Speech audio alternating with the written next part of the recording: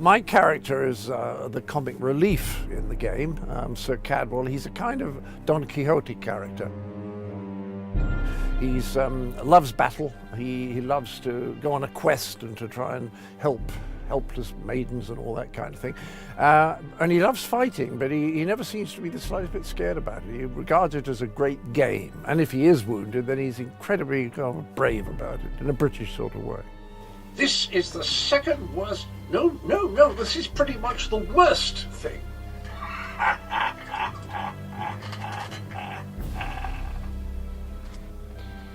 One fine day in the middle of the night, two dead kings got up to fight. Back to back they faced each other, drew their bows, and stabbed themselves. I have the honest feeling we've discussed this before, or did I already mention that? No matter. I am Sir Cadwell, the Undaunted, Knight of the Court of Cold Harbour, champion of chivalry, defender of the defenceless, shepherd to the soul-shriven. Well, this has my knickers in a twist. We have a perfectly fine army, but what good is it, sitting around this side of the chasm, twiddling its collective thumbs? It's rather embarrassing, if truth be told. I always thought it would be wonderful to be a great archer. I think I grew up on Robin Hood and westerns where sort of people fired guns or arrows very, very accurately. And that always appealed to me. But if you wanted to be a bowman in the British Army in 1350, for example, at the Battle of Crecy, you had to start very, very young because you had to develop the most extraordinary musculature. I like it when my character, Sir Cadwell, gets rather vague or confused. I like it when he says, you've been asked, tell me about yourself, Cadwell. He says, I have the oddest feeling we discussed this before. Or did I already mention that? Oh, no matter. I like that kind of vagueness. I like playing that. Based on my experience with the Elder Scrolls Online, I would definitely do another video game because I had a really good laugh. It was really fun. And I'm interested to see, not that I'm very good at playing video games, I feel like I would only sort of get to the first level and never see the stuff I've done. But it was really fun. I'd definitely do it again. I like being in the dark. I voice Queen Iren in this, and she is a queen, so she's quite tough and uncompromising, but then seems to have a softer side and a humorous side. And I've enjoyed all of that stuff, but I did quite like when I had to talk to somebody who turned into a cat, but I was a man. I've been a man as her twice, and that was quite fun. I wasn't expecting to have to do that, so it was nice. Outright traitors like Norian we end, no question. The problem is that traitors like Norian are only fanning the flame. If I can't win over my people, the Heritants will be dealing with me instead of the other way round. Your king needs to stop talking out of the side of his mouth. He has a lot of Dominion blood on his hands. We're not going to easily forget that, and we're certainly not going to fight by his side in Cold Harbour. I think they will find my character is very fair and a very good leader, very imposing, and a great warrior, but also has a kind of softer side and a very good heart, and will be helpful to the player. I think my character is a very imposing leader and a great female, strong role model. But she's also somebody who has a lot of hardship and tragedy and betrayal going on during the video game. And I think that gives her quite a sort of sympathetic side that I think people will respond to. Video games have got better. They're much better now, like The Elder Scrolls is the best one going. I think mine's the best part, but I hope you all love it. I'm sure you will. I'll take away the love and understanding and care, and I hope they take that with them. Thank you. The character I'm playing is blind, and so I put my glasses on, and I act blind. If you look very carefully, you'll see my eyes are closed, which is very clever for me to do that. And then I flick them open now and again, just a little tiny bit, to read the lines The Elder Scrolls Online marks the second video game. Things like that, I have to read them out loud. So how on earth they expect me to play a blind man and also speak a lot leaves me, angry. I get very angry about it. Blind. Lyris, are you all right? Lyris, are you all right? How's he like that? Pretty good. Right. Indeed. But let us not get ahead of ourselves without an understanding of where we are bound. The Red Guard Swordmaster, Saisahan, leader of the Imperial Dragon Guard. In truth, I feared you'd kill me where I stood if you knew who I was. You certainly wouldn't have allied with us so readily. I caused this, all of this. If Molag Bal destroys this world, the blame will be mine and mine alone. Well, I'd like to play an elf. That's the part I'd be really good at. Elves are quite short. I'm not short, I'm a bit overweight and not very tall, but an elf would appeal to me. They're funny, they're interesting, they climb trees. So an elf would be my sort of thing. I'd be an elf. Also, they have the added advantage, elves, of sitting down a lot. I love sitting down. If you played a king or some duke or something, you have to keep walking around. I don't want to do that. So I'd be happy to play an elf. I like the Elder Scrolls. I'm tailor-made for the part.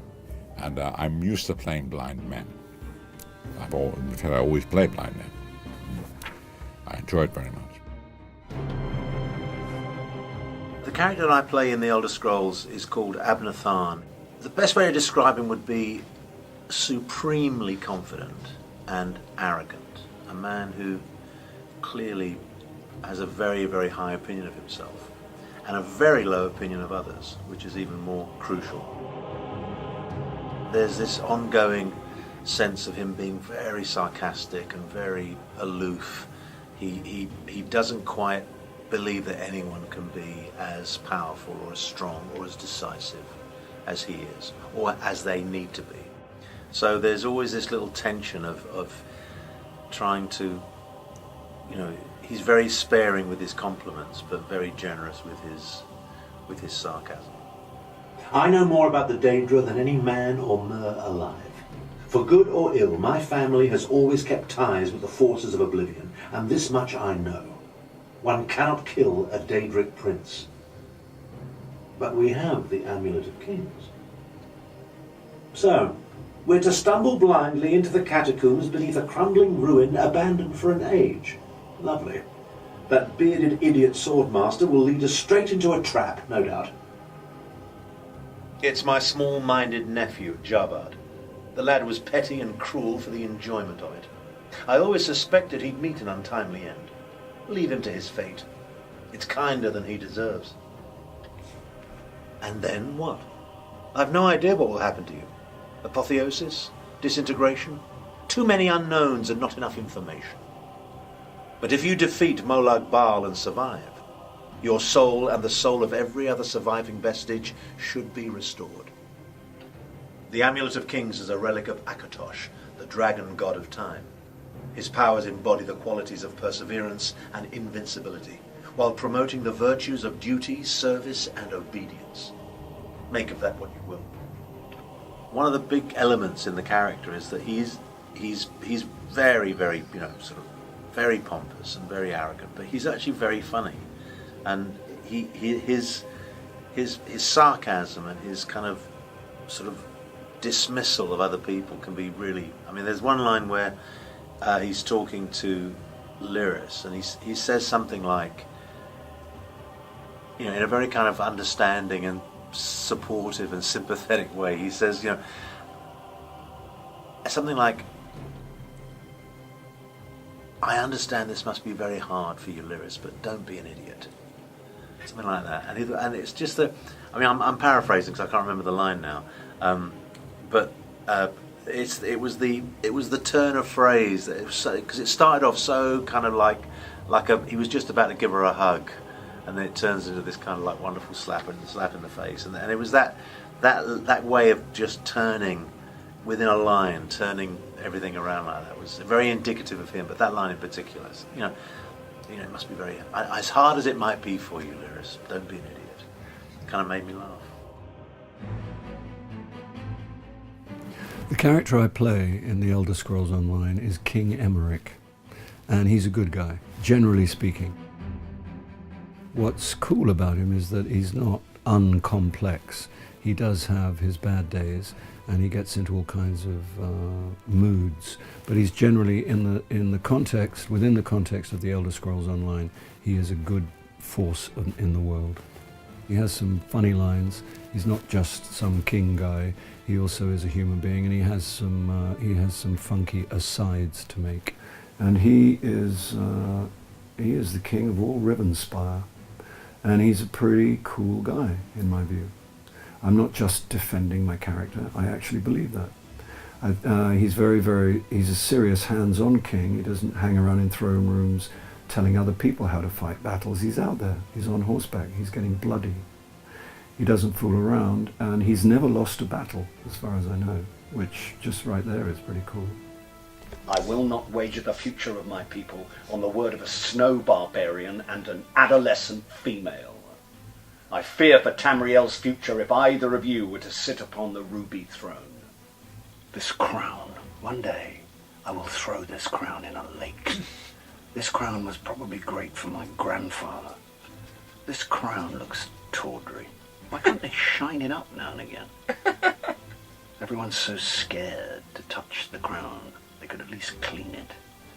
This crown makes me look stupid. It sits on my ears. My ears are not my best feature. Can't they tighten this crown slightly? I'm blinded by it if I'm riding on a horse. This crown is an embarrassment to the kingdom. He has many, many wonderful lines. I like his epithets perhaps best. I loved saying, don't go easy on me. It's, I'm being honest. I got a kick out of saying, on Mara's bosom. I like it when things get daft. It means you're not being a nuisance in the world.